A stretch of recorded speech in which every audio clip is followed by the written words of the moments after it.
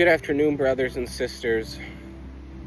Today I wanted us to talk about a topic that I don't believe the church as a whole is talking about as much as they should.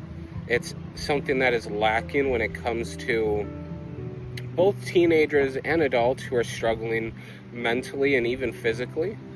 And even in churches themselves throughout the country,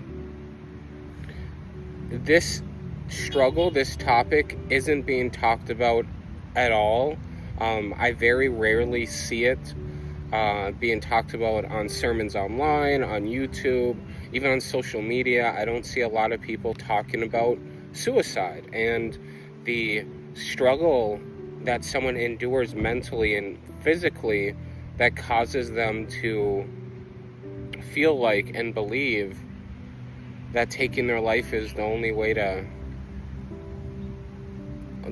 get some peace, some quiet.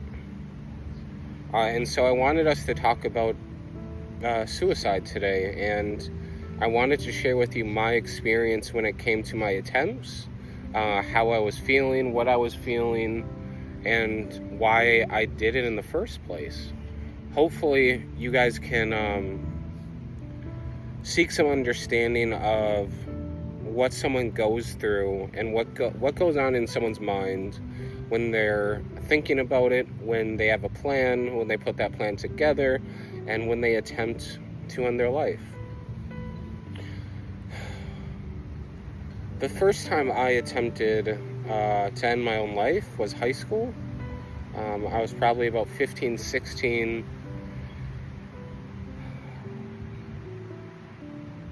And I had just started to experience schizophrenia symptoms in high school.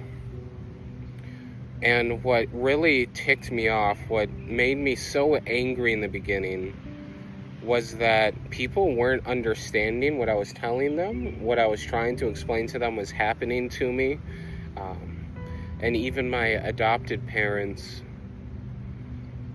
God bless their heart, I want to believe they tried. I want to believe that.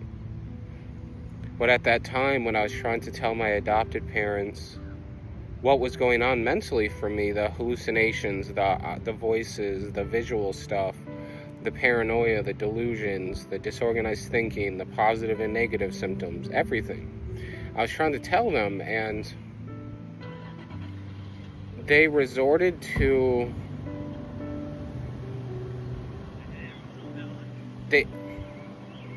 they resorted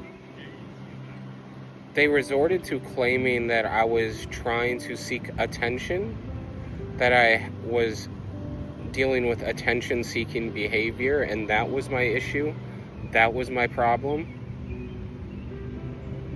And it hurt a lot. It hurt tremendously to hear my adopted parents accuse me of seeking attention when I wasn't seeking attention, actually. That wasn't my concern. My concern at that time was to feel loved, to feel cared for, to feel heard. I didn't care about the attention. Like, I wasn't seeking attention from strangers or from my parents or from my teachers, because honestly, there's other ways to seek attention besides for a mental illness. And I know a lot of people, I do know it's out there that there's some people who seek attention by faking a mental illness, but that wasn't one of those times. That has never been one of those times. Never. There's such an easier way to seek attention than to fake a mental illness. And so there I was, 15, 16 years old, and I was experiencing schizophrenia symptoms, and my adopted parents, they were like, no, that's not what's happening. We know what's happening. You're just trying to seek attention from people, and you want someone to give you 5-10 minutes so then you can say and do whatever you want. And it hurt a lot to have my own adopted parents turn their back on me, essentially, of not to believe me, of not believing what I told them was happening. And so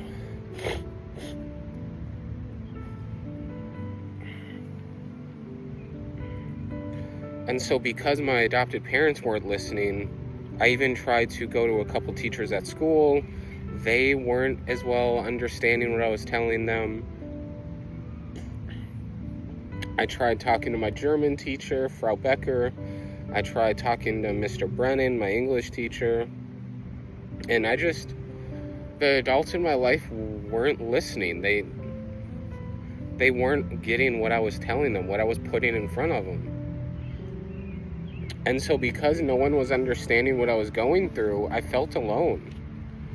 I felt like I didn't belong. I honestly felt a little trapped in my own head because I was like, I'm experiencing all of these symptoms and there's no one to turn to except the voices, except what I'm seeing, the visual hallucinations and the paranoia. Those are the only things I can turn to, but that's making me feel worse. That's making me spiral even more, an even greater amount, an even more intense amount of spiraling. So what can I do? And my high school brain, my teenager brain was like, well, if no one's going to listen and you're all alone,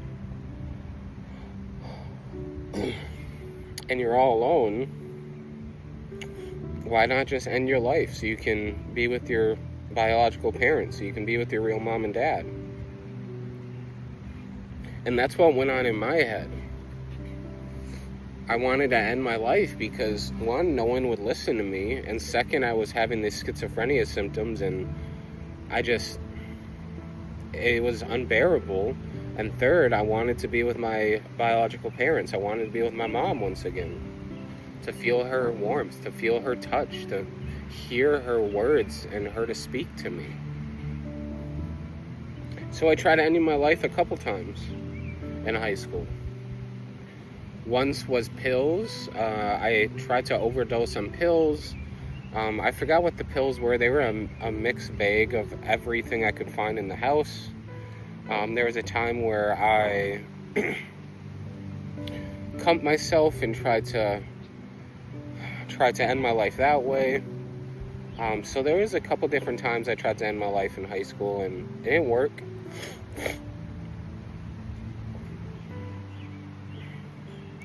There was another way to where I went to a party and did a massive amounts of drugs and drinking and tried to mix them, alcohol and drugs, and it didn't work. I didn't kill myself. I was shooting up. I was snorting things. I was putting things in my body that I didn't know what they were, and I thought I could kill myself that way. But nothing worked. Nothing on this God's green earth worked. Still sitting here with you today.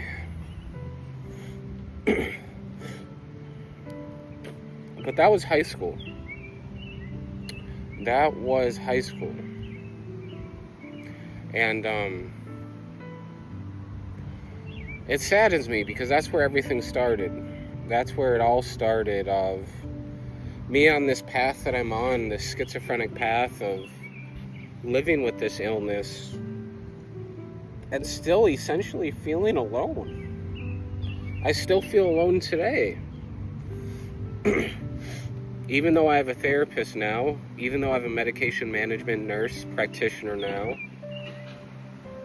I still feel alone. I still feel like basically no one understands me, understands what I'm going through. That's what I feel like.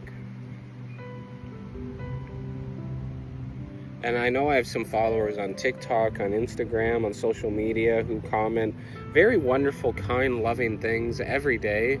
And I appreciate you guys commenting such beautiful things on my videos and showing that love and appreciation. But I'm going to be honest, I still have this sense of emptiness a little bit in my chest, in my heart. And I know a lot of it is from not having someone I can tell secrets to, share my life with, spend the rest of my days with. Because I had one person, but they broke my heart and walked away. And as a schizophrenic, I thought they were the one, but I guess they weren't. So this is going to be my part 1. Please stay tuned to part 2. Thanks, guys.